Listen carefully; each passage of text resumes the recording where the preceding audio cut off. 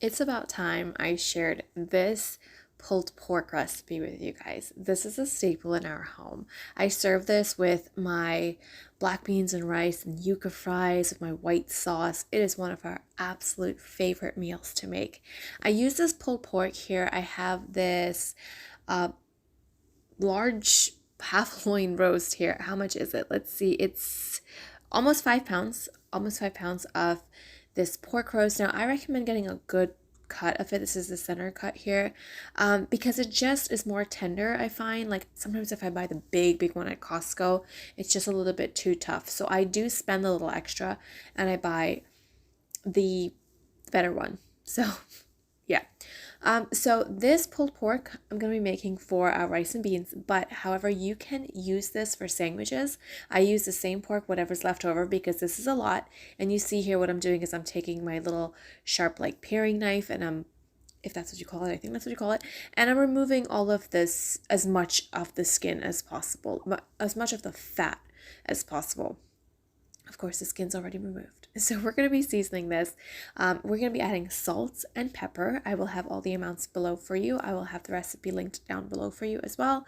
We're going to be adding salt, pepper, garlic powder, onion powder, ground cumin, chili powder, and dried oregano. To me, those are just the basic flavors that is really, really important in this. To be used in a variety of things. So we're going to be using this served with my guava barbecue pulled my guava barbecue sauce, because this is my guava barbecue pulled pork. But the pulled pork itself, once this is cooked, and I have a lot left over because I like to cook a lot and then I do have some left over, you can freeze this and then pull this out whenever you want to make pulled pork sandwiches, which is what I do. And you just like put this on the stovetop, toss it around in a lot of like your favorite barbecue sauce, a little bit of ketchup and brown sugar, whatever you want, and you have delicious barbecue pulled pork barbecue sandwiches. So this is going to be made in the Instant Pot, which is the way I like to do it, because I just pop it in there, leave it, go about my business, and I come back in about an hour or so, and I'm just ready to shred this up. So I've added in my salt, my pepper, ground cumin, ground chili, dried oregano, what else am I forgetting? Chili powder, and I'm adding in my brown sugar. These are really important ingredients to me. I find they're the basic, and it just works. It adds great flavor without being too overpowering or too gritty or just too much. It's just great. So I have a glove on here, and I'm just trying to rub all of that seasonings around the meat. Now we are using the Instant Pot, so we will need some liquid. So you're going to need about a half a cup of liquid. You can use water, which is what I use, because when this cooks down, the liquid is going to increase, which we're going to be pouring off a lot of that. So I rather use water. That way I'm not wasting good old chicken stock or chicken broth or whatnot. Added my liquid. I'm going to cover this up with my lid on sealing, and we're going to place this on. If you're looking for some great Instant Pot meals, by the way, this is one of them. This is one of our absolute favorite things to have.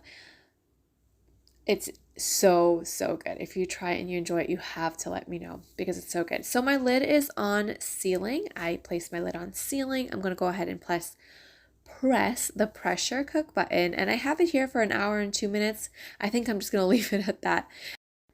I know this will be a good amount for cooking this amount of meat. Normally the Instant Pot will, for a butt roast with pork, it usually calls for about 15 minutes per pound, but I know this will be perfect. So anywhere from an hour or so. It obviously depends on how many pounds of pork that you're cooking. So just check the Instant Pot guide, because it usually calls for about 15 minutes per pound. Another important step is venting. So if you choose, I do have my little one in the background there, but if you do choose to let this go, which is what I choose to, I let it just do what it's got to do. It finishes cooking and it finishes releasing its pressure on its own. I just leave it. I cook my rice, I cook my beans, fry up my yuca. I'll have all those links below for you if you're looking for a really great meal.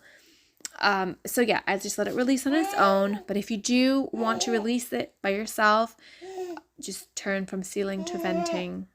And just be careful because there is a lot of steam, a lot of pressure that has been built up in the Instant Pot over the last hour, 15 minutes, however long you've had it running for. So just be careful with that. But I just let it go and do what I gotta do and then get back to it at the end.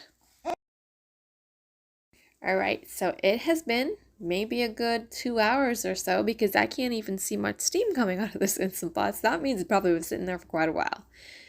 That's pretty typical when I have a lot going on.